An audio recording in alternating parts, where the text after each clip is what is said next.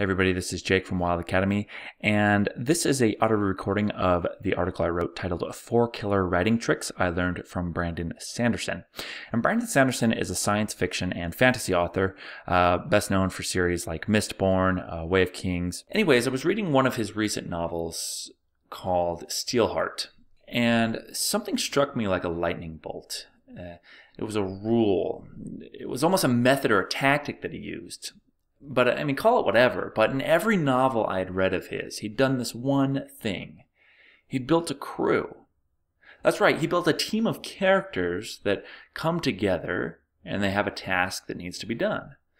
So, every team had members that had a special ability or skill that made them distinguishable from the rest. Now, this is exactly like the Fellowship, right? So, Lord of the Rings, Legolas can shoot arrows, and then you have Aragorn and Frodo. So each one of these people are different, and they have different skills and traits. And so here was a brilliant and famous author using almost a scaffolding that certainly proved useful in moving a story along. And so I asked myself, why? Why do this? And the ideas started to flow. Perhaps if something needed to be done, then there would be someone to fall onto that could do that. There would be someone to lean on that could fulfill that need. Not everybody could rebuild a city or be a leader that could accomplish that goal. Not everybody has perfect marksmanship, but this individual does. And then I noticed there were certain characters I liked more than others because I could relate to them. And so this one was huge. This was another reason why a crew is essential, because it ensures the range of readers reading the book will have at least one character that they adore and like most. And I'm not sure if there's already a name for this team building within stories, but I'm going to refer to it as the Ocean's 11 approach. And you don't have to use it, but it's always there and available. My goal isn't to have everybody using this team building thing, but I did realize that this is a lot of places already in a lot of successful books, a lot of successful movies. Here I found something new and insightful without ever reading or hearing about it from anyone else. I simply read books and I paid attention to how the story was told.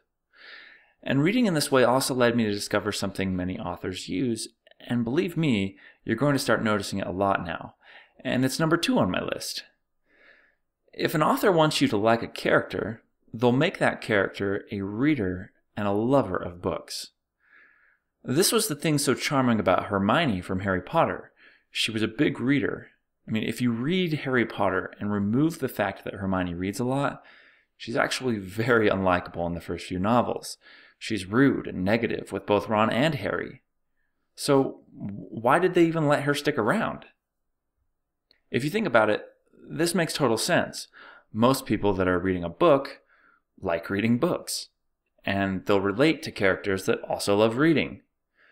To show an example from Brandon Sanderson, when my wife and I were reading Mistborn, the first time Ellen Venture appears to Vin, who is the leading female character, he was reading books. I turned to my wife and said, "The love interest just entered the story." I knew there was a reason his love of books was being stressed. Brandon wanted readers to fall for Ellen, as the main character Vin soon would. There had been many other characters introduced before him that could be love interests. But this was the one that liked reading. This was the one we all needed to love. Why else make the point? How often is the antagonist in a novel considered well-read and thoughtful? So add that to your writing tool belt.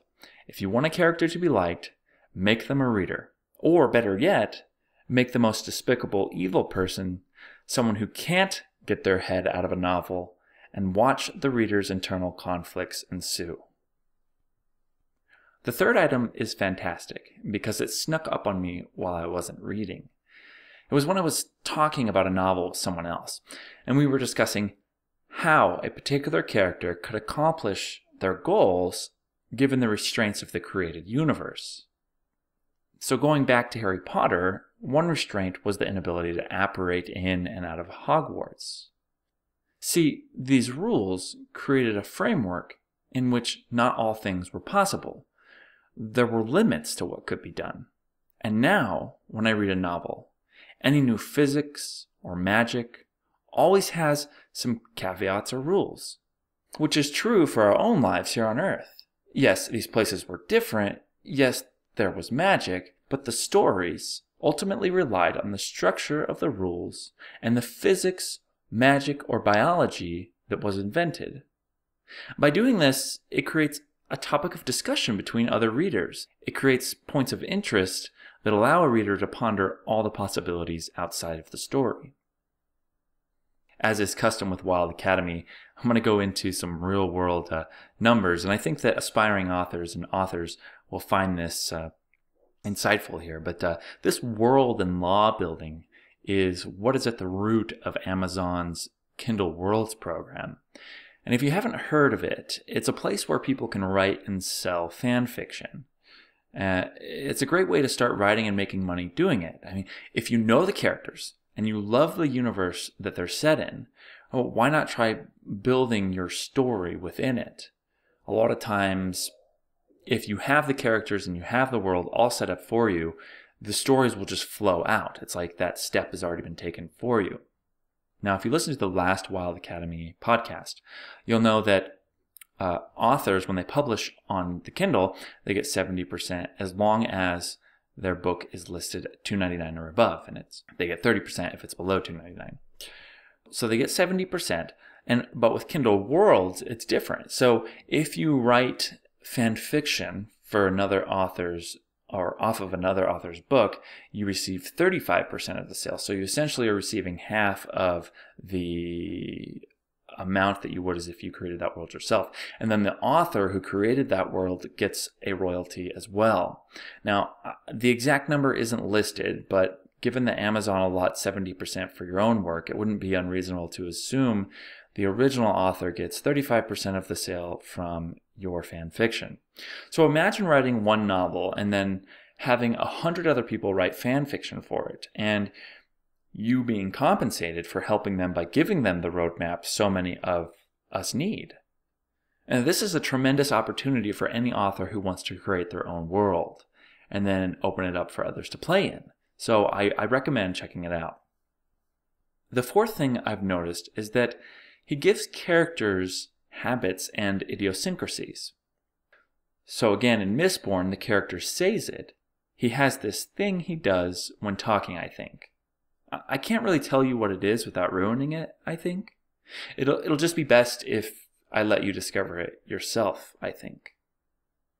One reason you want to do this is because it cuts down on the amount of he said and she says that you'll have to write. Also, lisps, accents, stutters, and just talking with food in your mouth works for this same cause. So there you are. You build a team, you create a diverse group of characters within it, you give characters preferences and traits that will direct readers to feel a certain way about them. So with reading books, if they're a reader, they're going to like that character automatically. And then 3, you build a world. So you create rules and you create laws regarding the magic or physics in the world and follow them. And number 4, you give characters habits and idiosyncrasies.